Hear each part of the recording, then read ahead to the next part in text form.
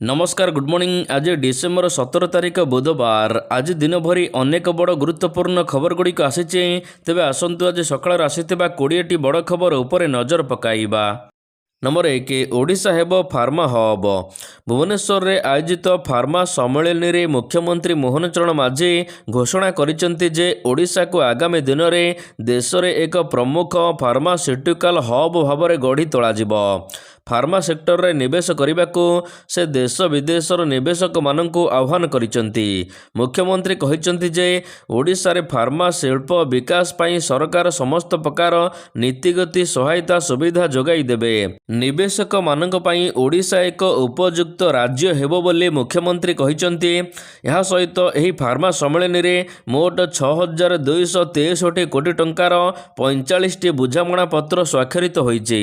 Number 2 अमानिया मानू आउ छड़ा जीवनी। रंग रूट रे गाड़ी चलाउछंती कि हेलमेट न पिंधिबार अभ्यास अछि कि जदि एभली बेपूर्व भाव गाड़ी चलाउछंती तेबे होई जांतु सावधान, कारण एणिके राज्य रे ट्रैफिक उल्लंघनकारी उपरे कड़ा कार्यानुष्ठान सहित मोटा अंकर फाइन लागिबो।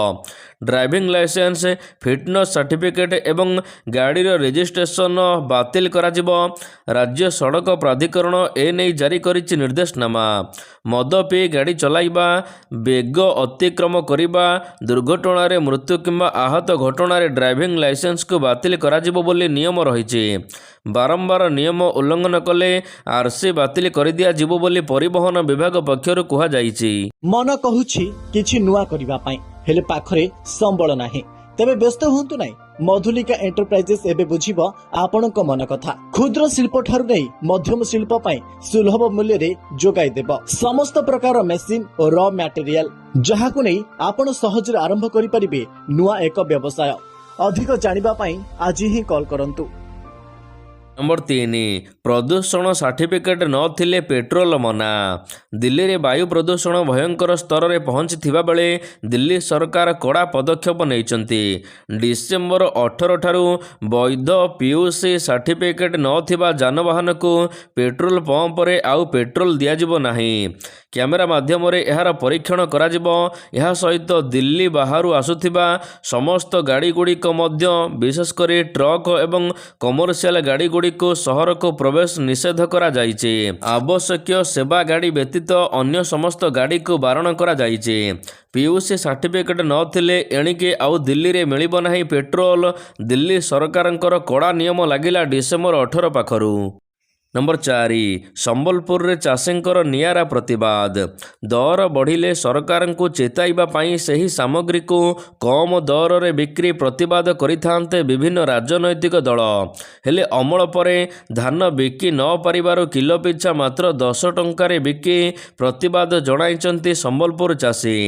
अन्यपटे आंदोलन परे पुणी किछि चाषी मानकु टोकन देइचंती सरकार। संबलपुर जिलापालक कार्यालय सामने गतकाली हाट बसी रास्ता कड़ हाटरे कष्ट उपार्जित धान बिक्री करुचंती चाषी माने पुणी 10 टंका केजी रे। पथचारी चाषी ठारू धान किणुचंती। एपटे जोरदार नाराबाजी चलीचे। चाषी को सरकारंकर एभली स्लोगान परे टोकन किछि चाषी को दिया जाइछि। नंबर 5 भुवनेश्वर नदी पठारे गण दुष्कर्म। सारा राज्य रे हईचई खेलाई भुवनेश्वर धौली अंचल रे नाबालिका को गण दुष्कर्म घटना। खोद राजधानी रे नारी सुरक्षा को नहीं एबे प्रश्नवाची सृष्टि होईचे। एही मामला रे 2 अभियुक्तों को गिरफ करा जाइचे। अन्य 3 अभियुक्त फेरार अछंती। सेपटे घटनास्थल को जाई अनुध्यान करिसंती राज्य महिला कमिशन एवं शिशु सुरक्षा अधिकार कमिशन। तेबे मिलिथिबा सूचना मुताबक निछाटिया बांकुआला नदी पठारे 10 तारिख संध्या प्राय 6टा बेले जघन्य कांड घटाइचंती 5 शैतान। धौली बुली फेरिबा बेले नाबालिका एवं तांका पुरुष बंधु को अटकाई टंका मागिबा सहित उभयंको नदी पठाको भिड़ी नेइथिले। पुरुष बंधुंको मुंड को पत्थर रे छेचिबा सहित नाबालिका जनंको गण दुष्कर्म करिसंती। तेबे एही घटना रे वीडियो समाने मध्य उत्तोलन करिसंती। एबे 3 अभियुक्त फेरार अछंती। ନମ୍ବର 6 ଭୁବନେଶ୍ୱର ଗଣ ବଳାତ୍କାର ପରେ ମହିଳା କମିଶନ ସଦସ୍ୟଙ୍କ ଅଜବ ଯୁକ୍ତି। ରାଜଧାନୀ ସ୍ଥିତ ଦୟାନଦୀ ପଠାରେ ଜଣେ ନାବାଳିକାକୁ ଗଣ ଦୁଷ୍କର୍ମ କରାଯିବା ଘଟଣା ଏବେ ସାରା ରାଜ୍ୟରେ ଚର୍ଚ୍ଚା ଲାଗି ରହିଛି। ଏହି ଘଟଣାର ତଦନ୍ତ ପାଇଁ ମଙ୍ଗଳବାର ଦିନ ରାଜ୍ୟ ମହିଳା କମିଶନ ସଦସ୍ୟ ଉର୍ମିଳା ମହାପାତ୍ର ଘଟଣାସ୍ଥଳକୁ ପରିଦର୍ଶନ କରିବା ପରେ ଦେଇଥିବା ଏକ ବିବାଦୀୟ ମନ୍ତବ୍ୟକୁ ନେଇ ସମାଲୋଚନା ଜୋର ଧରିଛି। ଘଟଣାସ୍ଥଳ ପରିଦର୍ଶନ କରିବା ପରେ ଉର୍ମିଳା ମହାପାତ୍ର କହିଛନ୍ତି, ଝିଅମାନଙ୍କୁ ମୋର ଅନୁରୋଧ, ନିଛାଟିଆ ଜାଗାକୁ ଏକା ଯାଆନ୍ତୁ ନାହିଁ। ରାତି 8ଟା ପରେ କୌଣସି ପ୍ରକାର ଅଘଟଣ ଘଟିପାରେ। ଏ ପ୍ରକାର ଭାବନା ଆମ ସମସ୍ତଙ୍କ ଭିତରେ ରହିବା ଉଚିତ। ସେ ଆହୁରି ମଧ୍ୟ କହିଛନ୍ତି ଯେ ରାତିରେ ନିଛାଟିଆ ସ୍ଥାନକୁ ଝିଅମାନେ ଯିବା ଉଚିତ ନୁହେଁ। ନମ୍ବର 7 ସରକାରଙ୍କୁ ସମାଲୋଚନା କଲେ ନବୀନ। ରାଜଧାନୀରେ ଘଟିଥିବା ଗଣଦୁଷ୍କର୍ମ ଘଟଣାରେ ପୂର୍ବତନ ମୁଖ୍ୟମନ୍ତ୍ରୀ ନବୀନ ପଟ୍ଟନାୟକ ମୁହଁ ଖୋଲିଛନ୍ତି। ଏହି ଘଟଣାକୁ ଅତ୍ୟନ୍ତ ସ୍ପର୍ଶକାତର ଏବଂ ବିଚଳିତ କରିଦେବା ଭଳି ବିଷୟ, ବର୍ବରତା ଏବଂ ଅରାଜକତା ସୀମା ଟପୁଛି। ରାଜଧାନୀରେ ସୁରକ୍ଷିତ ଆଉ କେହି ନାହାନ୍ତି ବୋଲି ସେ କହିଛନ୍ତି। ବିଜେଡି ସଭାପତି ସାମାଜିକ ଗଣମାଧ୍ୟମ ଏକ୍ସରେ କହିଛନ୍ତି, ଭୟ ଶୂନ୍ୟ ହେଉଛନ୍ତି ଅପରାଧୀ, ବିଶ୍ୱସନୀୟତା ହରାଉଛନ୍ତି ସରକାର। ଆଇନ ଶୃଙ୍ଖଳା ଆଉ କେତେ ବିପର୍ଯ୍ୟସ୍ତ ହେଲା ପରେ ସରକାର ସଜାଗ ହେବେ। ନମ୍ବର 8 ଧର୍ମଶାଳା ଘଟଣାରେ ପୁଲିସକୁ ଦାୟୀ କଲେ ବିଜେଡି ବିଧାୟିକା ପ୍ରମିଳା ମଲ୍ଲିକ। ଧର୍ମଶାଳା ଫାର୍ମ ହାଉସରେ ଦୁର୍ବୃତ୍ତଙ୍କ ଆତଙ୍କରାଜ ଘଟଣାକୁ ନେଇ ପୁଲିସକୁ ଦାୟୀ କରିଛନ୍ତି ବିଜେଡି ବିଧାୟିକା ପ୍ରମିଳା ମଲ୍ଲିକ। ପୁଲିସ ପ୍ରଶାସନ ସଜାଗ ଥିଲେ ଧର୍ମଶାଳାରେ ଏଭଳି ଘଟଣା ଘଟି ନଥାନ୍ତା ବୋଲି ପ୍ରମିଳା କହିଛନ୍ତି। ସିଧାସଳଖ ଥାନା ଅଧିକାରୀ ଏବଂ ଏସ୍ପିକୁ ଦାୟୀ କରିଛନ୍ତି ପ୍ରମିଳା। ତେବେ ସେ କହିଛନ୍ତି, ବିଜେପି ସରକାର ପୁଲିସକୁ ଧରି ରାଜନୀତି କରୁଛି। କେବଳ 4 ଜଣ ନୁହେଁ, ଘଟଣାରେ ସମ୍ପୃକ୍ତ ଥିବା ସମସ୍ତ ଦୋଷୀଙ୍କୁ ଗିରଫ ନ କଲେ ବିଜେଡି ନିଜ ଆନ୍ଦୋଳନକୁ ଆହୁରି ତୀବ୍ର କରିବ ବୋଲି ସେ ଚେତାବନୀ ଦେଇଛନ୍ତି। ନମ୍ବର 9 ସହିପାରୁନି ବିଜେଡି ବିକାଶରେ ବାଧକ ସାଜୁଛି ବର୍ଷିଲେ ଉପାସନା। ବିଜେଡି ବିଜେପି ମୁହାଁମୁହିଁ। ବିଜେଡି ନେତା ସଞ୍ଜୟ ଦାସ ବର୍ମାଙ୍କ ଉପରେ ଖୁବ୍ ବର୍ଷିଲେ ବ୍ରହ୍ମଗିରି ବିଧାୟିକା ଉପାସନା ମହାପାତ୍ର। ଖୋଲିଦେଲେ ସଞ୍ଜୟ ଦାସଙ୍କ କଳା କାରନାମା। ଉପାସନା ଗତକାଲି ସାମ୍ବାଦିକ ସମ୍ମିଳନୀ କରି ସଞ୍ଜୟଙ୍କ ପୋଲ୍ ଖୋଲିଛନ୍ତି। ବ୍ରହ୍ମଗିରି ନିର୍ବାଚନ ମଣ୍ଡଳୀର ବିଜୁ ଜନତା ଦଳର ଆଗଧାଡ଼ିର ନେତା ସଞ୍ଜୟ ଦାସ ବର୍ମା କିଭଳି ବିକାଶକୁ ବିରୋଧ କରୁଛନ୍ତି, ଏହା କହିଛନ୍ତି ଉପାସନା। ଯେତେବେଳେ ସଞ୍ଜୟ ଦାସ ବର୍ମା ସେଠାରେ ବିଧାୟକ ଥିଲେ, ବ୍ରହ୍ମଗିରି ବ୍ଲକ ଅନ୍ତର୍ଗତ ଗୋବର୍ଦ୍ଧନପୁରଠାରେ ନିର୍ମିତ ପୁରୀ ଜିଲ୍ଲା ବ୍ରହ୍ମଗିରିରେ ପ୍ରଶାସନର କେନାଲ ଖୋଳାକୁ ନେଇ ଘଟଣାରେ ତୁମୁଳ କାଣ୍ଡ ଘଟିଥିଲା। ପ୍ରଶାସନ ପକ୍ଷରୁ କେନାଲ ଖୋଳାଯିବାକୁ ଏହାକୁ ନେଇ ବିରୋଧ କରିଥିଲେ ବ୍ରହ୍ମଗିରି ହରିଦାସପୁର ଗାଁ ଲୋକେ। ନମ୍ବର 10 ରାଜ୍ୟରେ ଆହୁରି 2 ଦିନ ହେବ ଘନ କୁହୁଡ଼ି। ଓଡ଼ିଶାର କିଛି ସ୍ଥାନରେ ଘନ କୁହୁଡ଼ି ଆହୁରି 2 ଦିନ ପର୍ଯ୍ୟନ୍ତ ଲାଗି ରହିବ ବୋଲି ଭାରତୀୟ ପାଣିପାଗ ବିଭାଗ IMD ମଙ୍ଗଳବାର ଦିନ ସୂଚନା ଦେଇଛି। ସୁନ୍ଦରଗଡ଼, କୋରାପୁଟ ଏବଂ କନ୍ଧମାଳ ଜିଲ୍ଲା ପାଇଁ ସତର୍କ ସୂଚନା ଜାରି କରାଯାଇଛି। ପାଣିପାଗ ସଂସ୍ଥାର ଏଭଳି ଆକଳନ, ଆଗାମୀ 6-7 ଦିନ ମଧ୍ୟରେ ସର୍ବନିମ୍ନ ତାପମାତ୍ରାରେ କୌଣସି ପରିବର୍ତ୍ତନ ହେବାର ସମ୍ଭାବନା ନାହିଁ ବୋଲି କୁହାଯାଇଛି। ମାତ୍ର ଆସନ୍ତା 2 ଦିନ ପର୍ଯ୍ୟନ୍ତ ସବୁଠାରେ ଏସବୁ ଜିଲ୍ଲାରେ ପ୍ରବଳ କୁହୁଡ଼ି ହେବାର ସମ୍ଭାବନା ରହିଛି। ଅନ୍ୟପକ୍ଷରେ ଭୁବନେଶ୍ୱର ଏବଂ କଟକରେ ମଧ୍ୟ ସର୍ବନିମ୍ନ ତାପମାତ୍ରା ବୃଦ୍ଧି ପାଇଛି। ଯଥାକ୍ରମେ 14.2 ଡିଗ୍ରୀ ସେଲସିୟସ୍ ଏବଂ 13 ଡିଗ୍ରୀ ସେଲସିୟସ୍ ରେକର୍ଡ କରାଯାଇଛି। ନମ୍ବର 11 ଓଡ଼ିଶାର ମାନଚିତ୍ର ବଦଳାଇ ଦେବ ରାସ୍ତା। ରାସ୍ତା ସାନ୍ଦ୍ରତାରେ ଓଡ଼ିଶା ଦେଶରେ 8ମ ସ୍ଥାନରେ ଅଛି। ଆସନ୍ତା 3 ବର୍ଷରେ ଓଡ଼ିଶା ଦେଶର ପ୍ରଥମ 3ଟି ରାଜ୍ୟରେ ସାମିଲ ହେବାକୁ ଲକ୍ଷ୍ୟ ରଖିଛି। ଏଥିପାଇଁ 5 ବର୍ଷରେ 75,000 କିଲୋମିଟର ରାସ୍ତା ନିର୍ମାଣ କରାଯିବ। ଏଥିରୁ କେବଳ 15,000 କିଲୋମିଟର ରାସ୍ତା ପୂର୍ତ୍ତ ବିଭାଗ ରାସ୍ତା ନିର୍ମାଣ କରିବ। ରାଜ୍ୟରେ ପର୍ଯ୍ୟଟନ ଶିଳ୍ପକୁ ସମୃଦ୍ଧ କରିବା ସହିତ ଲଜିଷ୍ଟିକ୍ ହବ୍ରେ ପରିଣତ କରିବାକୁ ଲକ୍ଷ୍ୟ ରଖାଯାଇଛି। ଯେଉଁଠି ପହଞ୍ଚିବାକୁ 9 ଘଣ୍ଟା ଲାଗୁଥିଲା, ଏହାକୁ 3 ଘଣ୍ଟା କରାଯିବ। ଯେଉଁଠି 1.5 ଘଣ୍ଟା ଲାଗୁଥିଲା, ତାକୁ 30 ମିନିଟ୍ କରିବାକୁ ନକ୍ସା ପ୍ରସ୍ତୁତ ହୋଇଛି। ପୂର୍ବରୁ ପଶ୍ଚିମ, ଉତ୍ତରରୁ ଦକ୍ଷିଣକୁ ସଂଯୋଗ କରି ମେରୁଦଣ୍ଡ ଭଳି ରାସ୍ତା ନିର୍ମାଣ କରାଯିବ। ରାଜ୍ୟ ଭିତରେ ଯେଉଁଠି ପହଞ୍ଚିବାକୁ ରାତି ପାହୁଥିଲା, ସେଠାରେ ମାତ୍ର କେଇ ଘଣ୍ଟାରେ ପହଞ୍ଚି ହେବ। 2036 ସୁଦ୍ଧା ସମୃଦ୍ଧ ଓଡ଼ିଶା ଏବଂ 2047 ସୁଦ୍ଧା ବିକଶିତ ଓଡ଼ିଶା ଗଠନକୁ ନେଇ ଲକ୍ଷ୍ୟ ରଖାଯାଇଛି। ନମ୍ବର 12 ବଦଳିବ କି ଗଞ୍ଜାମ ଗଣିତ? କଡ଼ ଲେଉଟାଉଛି ଗଞ୍ଜାମ ଜିଲ୍ଲା ରାଜନୀତି। ନିଜ ଜିଲ୍ଲାକୁ ଯାଉନାହାନ୍ତି ନବୀନ ପଟ୍ଟନାୟକ ବିଧାୟକ। ବିଜେଡି ଜିଲ୍ଲା ସଭାପତିଙ୍କୁ ହତ୍ୟା ମାମଲାରେ ଜାମିନ ମିଳୁନି।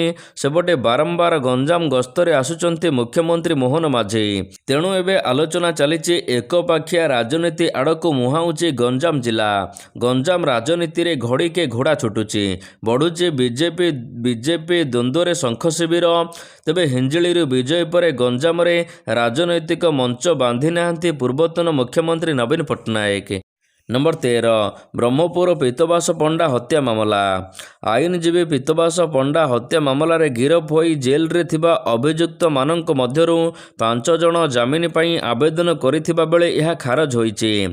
ଜେଲରେ ଦିନ କାଟୁଥିବା ବ୍ରହ୍ମପୁରର ପୂର୍ବତନ ବିଧାୟକ ବିକ୍ରମ କୁମାର ପଣ୍ଡା, ପୂର୍ବତନ ମେୟର ଶିବଶଙ୍କର ଦାସ ଓରଫ ପିଣ୍ଟୁ, ଆଇନଜୀବୀ ତଥା ବିଜେଡି ନେତା ମଦନ ମୋହନ ଦଳାଇ, ବ୍ୟବସାୟୀ ସୁନୀଲ ହୋତା ଏବଂ ଶୂନ୍ୟ ଦାସଙ୍କ ଜାମିନ ଆବେଦନ ଖାରଜ ହୋଇଛି। ନମ୍ବର 14 ଇ ଶ୍ରମ କାର୍ଡକୁ ନେଇ ଆସିଲା ବଡ଼ ଖବର। କେନ୍ଦ୍ର ସରକାରଙ୍କ ପକ୍ଷରୁ ଅନେକ ଯୋଜନା କାର୍ଯ୍ୟକାରୀ କରାଯାଉଛି। ଏହି ଯୋଜନାଗୁଡ଼ିକ କାର୍ଯ୍ୟକାରୀ ହେବା ସହିତ ଗରିବମାନେ ଲାଭ ପାଉଛନ୍ତି।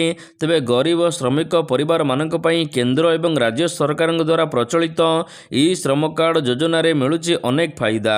ସରକାର 2025 ପ୍ରାରମ୍ଭରେ ଘୋଷଣା କରିଥିଲେ ଯେ ଯେଉଁ ଶ୍ରମିକମାନେ ସଫଳତାର ସହିତ ଇ ଶ୍ରମ ପୋର୍ଟାଲରେ ପଞ୍ଜୀକରଣ କରିଛନ୍ତି ସେମାନଙ୍କୁ ପର୍ଯ୍ୟାୟକ୍ରମେ 1500 ଟଙ୍କା ସହାୟତା ମିଳିବ।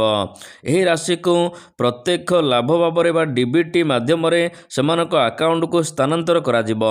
ଏହା ସହିତ ଇ ଶ୍ରମ କାର୍ଡରେ 60 ବର୍ଷ ବୟସ ପରେ 3000 ଟଙ୍କା ପେନସନ, ଦୁର୍ଘଟଣାରେ ମୃତ୍ୟୁ ପରେ 2 ଲକ୍ଷ ଟଙ୍କା ବୀମା କଭରେଜ, ଆଂଶିକ ଅକ୍ଷମତା କ୍ଷେତ୍ରରେ 1 ଲକ୍ଷ ଟଙ୍କା ସହାୟତା, ଆୟୁଷ୍ମାନ ଭାରତ ଯୋଜନା ଅଧୀନରେ 1 ଲକ୍ଷ ମାଗଣା ସ୍ୱାସ୍ଥ୍ୟ ସେବା, ରାସନ କାର୍ଡ, ଉଜ୍ଜ୍ୱଳା ଯୋଜନା ଏବଂ ଦକ୍ଷତା ବିକାଶ କାର୍ଯ୍ୟକ୍ରମ ଭଳି ଅନ୍ୟାନ୍ୟ ଯୋଜନା ସହିତ ଯୋଡ଼ି ହେବାର ସୁବିଧା ମିଳିବ। ନମ୍ବର 15 ଏହିମାନଙ୍କ ଖାତାକୁ ଆସିବନି କିଷାନ ଯୋଜନାର 22ତମ କିସ୍ତି, ଜାଣନ୍ତୁ ଶୀଘ୍ର। ପ୍ରଧାନମନ୍ତ୍ରୀ କିଷାନ ସମ୍ମାନ ନିଧି ଯୋଜନା ଦେଶର ଲକ୍ଷ ଲକ୍ଷ ଚାଷୀମାନଙ୍କ ପାଇଁ ଏକ ଆଶ୍ୱସ୍ତି ପ୍ରଦାନ କରୁଛି। ଏହି ଯୋଜନାରେ ଚାଷୀମାନଙ୍କୁ ବାର୍ଷିକ 3ଟି କିସ୍ତିରେ 6000 ଟଙ୍କା ଦିଆଯାଉଛି। ତେବେ 22ତମ କିସ୍ତିକୁ ଅପେକ୍ଷା କରିଛନ୍ତି ଚାଷୀ। ଅନ୍ୟପଟେ 2000 ଆରମ୍ଭରେ ଚାଷୀମାନେ ଖୁସି ଖବର ପାଇବେ ବୋଲି ଆଶା କରାଯାଉଛି। ଏହା ସହିତ ଯେଉଁ ଚାଷୀମାନେ ଏପର୍ଯ୍ୟନ୍ତ KYC କରିନାହାନ୍ତି ସେମାନେ 22ତମ କିସ୍ତି ପାଇବେ ନାହିଁ ବୋଲି କୁହାଯାଇଛି। ତେଣୁ KYC ପୂରଣ କରିବା ନିହାତି ଦରକାର। ବ୍ୟାଙ୍କ ଆକାଉଣ୍ଟରେ ଆଧାର ଲିଙ୍କ କରିବା ନିହାତି ଦରକାର। ଏହା ସହିତ ଯଦି ଆପଣଙ୍କର ନାଁ ନାହିଁ PM ଯୋଜନାରେ ତେବେ ଆପଣ ମଧ୍ୟ ଆବେଦନ କରିପାରିବେ। ନମ୍ବର 16 ହୋମଗାର୍ଡ ପରୀକ୍ଷା ଯୋଗ୍ୟତା ଦରକାର 5ମ, କିନ୍ତୁ ଯୋଗ ଦେଲେ MBA ଡିଗ୍ରୀଧାରୀ। ସମ୍ବଲପୁର ପୁଲିସ ଦ୍ୱାରା ମଙ୍ଗଳବାର ଦିନ ଆୟୋଜିତ ହୋମଗାର୍ଡ ନିଯୁକ୍ତି ପରୀକ୍ଷାରେ ଅନେକ ଉଚ୍ଚଶିକ୍ଷିତ ପ୍ରାର୍ଥୀମାନେ ଉପସ୍ଥିତ ଥିବା ଦେଖିବାକୁ ମିଳିଛି। ଯଦିଓ ଏହି ଚାକିରି ପାଇଁ ନିମ୍ନତମ ଶିକ୍ଷାଗତ ଯୋଗ୍ୟତା କେବଳ 5ମ ରହିଥିବା ବେଳେ ତଥାପି 24ଟି ପୁଲିସ ଷ୍ଟେସନରେ ମାତ୍ର 178ଟି ହୋମଗାର୍ଡ ପଦବୀ ପାଇଁ 9000ରୁ ଅଧିକ ପ୍ରାର୍ଥୀ ଉପସ୍ଥିତ ଥିବା ନେଇ ସୂଚନା ମିଳିଛି। ଅନ୍ୟପଟେ ହୋମଗାର୍ଡ ପଦବୀ ପାଇଁ MBA ଡିଗ୍ରୀଧାରୀ ମଧ୍ୟ ଆସି ପହଞ୍ଚିଛନ୍ତି ଆବେଦନ କରିବାକୁ। କାରଣ ଅନେକ ସ୍ନାତକ, engineer, MBA, MCA, diploma, ITI ଏବଂ କମ୍ପ୍ୟୁଟର ଜ୍ଞାନଧାରୀ ଚାକିରି କରିବାକୁ ଏଠାରେ ଉପସ୍ଥିତ ଥିବା ଜଣାପଡ଼ିଛି। ନମ୍ବର 17 କୌଣସି ରାଜ୍ୟକୁ ମିଳିନି 100 ଦିନର କାମ। କେନ୍ଦ୍ର ସରକାର ମନରେଗାକୁ ସମାପ୍ତ କରି ବିକଶିତ ଭାରତ ଗ୍ୟାରେଣ୍ଟି ଫର ରୋଜଗାର ଆଣ୍ଡ ଜୀବିକା ମିଶନ ବିଲ୍ ପାଇଁ ପ୍ରସ୍ତୁତ ହେଉଛନ୍ତି। ମାତ୍ର ମନରେଗା ଅଧୀନରେ ରାଜ୍ୟର କୌଣସି ରାଜ୍ୟର ଶ୍ରମିକଙ୍କୁ 100 ଦିନର କାମ ଉପଲବ୍ଧ କରିପାରି ନାହାନ୍ତି। ଏନେଇ ଆସିଥିବା ରାଜ୍ୟମାନଙ୍କର ତଥ୍ୟରେ ଏବେ ଜଣାପଡ଼ିଛି। କେନ୍ଦ୍ର ସରକାର 2025ରେ ମହାତ୍ମା ଗାନ୍ଧୀ ରାଷ୍ଟ୍ରୀୟ ଗ୍ରାମୀଣ ଗ୍ୟାରେଣ୍ଟି କାନୁନ ଆରମ୍ଭ କରିଥିଲେ। ମାତ୍ର ସରକାର କୌଣସି ରାଜ୍ୟକୁ 100 ଦିନର କାମ ଦେଇପାରି ନାହାନ୍ତି। ନମ୍ବର 18 ସାଉଦି ଆରବର ମୃତ୍ୟୁଦଣ୍ଡ ଦେବାରେ ରେକର୍ଡ। ମୃତ୍ୟୁଦଣ୍ଡ ଦେବାରେ ରେକର୍ଡ କରିଛି ସାଉଦି ଆରବ। ଚଳିତ ବର୍ଷ ଏପର୍ଯ୍ୟନ୍ତ ମୋଟ 340 ଜଣଙ୍କୁ ସାଉଦି ଆରବ ସରକାର ମୃତ୍ୟୁଦଣ୍ଡ ଦେଇ ସାରିଛନ୍ତି। ବର୍ଷ ଶେଷ ବେଳକୁ ଆହୁରି 15 ଦିନ ବାକି ଥିବା ବେଳେ ସଂଖ୍ୟା ଆହୁରି ବଢ଼ିବାର ଆଶଙ୍କା ରହିଛି। ତେବେ ସୋମବାର ଦିନ ମକ୍କାରେ ହତ୍ୟା ପାଇଁ 3 ଜଣଙ୍କୁ ମୃତ୍ୟୁଦଣ୍ଡ ଦିଆଯାଇଛି। ଏହି 3 ଜଣଙ୍କୁ ମିଶାଇ ମୋଟ ସଂଖ୍ୟା ଏହି ବର୍ଷ ରେକର୍ଡ 338କୁ ଅତିକ୍ରମ କରି 340ରେ ପହଞ୍ଚିଛି। କିନ୍ତୁ ମୃତ୍ୟୁଦଣ୍ଡରେ ସାଉଦି ଆରବ ବିଶ୍ୱରେ 1 ନମ୍ବର ନୁହେଁ। ପୃଥିବୀରେ 1 ନମ୍ବର ଦେଶ ମୃତ୍ୟୁଦଣ୍ଡ ଦେବାରେ ଚୀନ ବର୍ଷକୁ ହଜାର ହଜାର ମୃତ୍ୟୁଦଣ୍ଡ ଦିଆଯାଏ। ଅନ୍ୟପଟେ ଦ୍ୱିତୀୟ ସ୍ଥାନରେ ଇରାନ ରହିଛି, ବର୍ଷକୁ 972 ଜଣଙ୍କୁ ମୃତ୍ୟୁଦଣ୍ଡ ଦିଆଯାଉଛି। ନମ୍ବର 19 ଆଜି ଚତୁର୍ଥ ଟି20 ମ୍ୟାଚ୍। ଭାରତ ଦକ୍ଷିଣ ଆଫ୍ରିକା ମଧ୍ୟରେ ଟି20 ସିରିଜର ଚତୁର୍ଥ ମ୍ୟାଚ୍ ଆଜି ଲକ୍ଷ୍ନୌରେ ଖେଳାଯିବ। ଏହା ପୂର୍ବରୁ ଭାରତୀୟ ଦଳକୁ ଲାଗିଛି ଝଟକା। ଶେଷ 2ଟି ମ୍ୟାଚ୍ରେ ଅକ୍ଷର ପଟେଲଙ୍କୁ ବାଦ୍ ଦିଆଯାଇଛି। ନମ୍ବର 20 ଆଇପିଏଲ୍ ନିଲାମୀ ତାଲିକାରେ 2 ଓଡ଼ିଆ। ଆଇପିଏଲ୍ ନିଲାମୀ ତାଲିକାରେ ଯୋଡ଼ି ହୋଇଛନ୍ତି 2 ଓଡ଼ିଆ କ୍ରିକେଟରଙ୍କ ନାମ। 2 ଓଡ଼ିଆ କ୍ରିକେଟରଙ୍କୁ ଆଇପିଏଲ୍ ନିଲାମୀ ତାଲିକାରେ ଯୋଡ଼ିଛି ବିସିସିଆଇ। ରାଜେଶ ମହାନ୍ତି ଓ ସ୍ୱସ୍ତିକ ସାମଲଙ୍କ ନାଁ ଯୋଡ଼ି ହୋଇଛି। ଉଭୟଙ୍କ ବେଶ୍ ପ୍ରାଇଜ୍ ରହିଛି 30 ଲକ୍ଷ ଟଙ୍କା। ନିଲାମୀ ତାଲିକାରେ ଅଛନ୍ତି ମୋଟ 369 ଜଣ ଖେଳାଳି। ଆଇପିଏଲ୍ ନିଲାମୀରେ 5 ଜଣ ଖେଳାଳିଙ୍କ ଉପରେ ହେବ ଟଙ୍କା ବର୍ଷା।